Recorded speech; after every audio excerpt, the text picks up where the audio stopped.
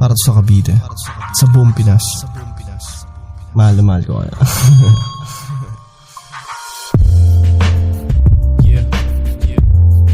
Kukwento lang ako.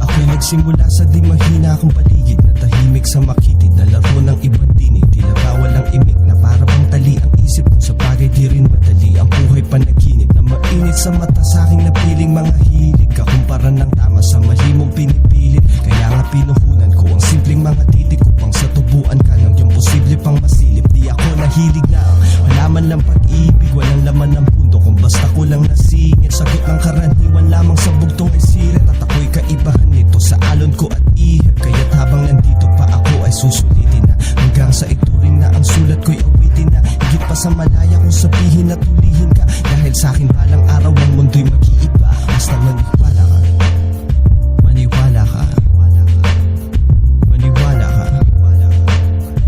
maniwala ka, maniwala ka, maniwala ka na, maniwala ka na, maniwala ka na.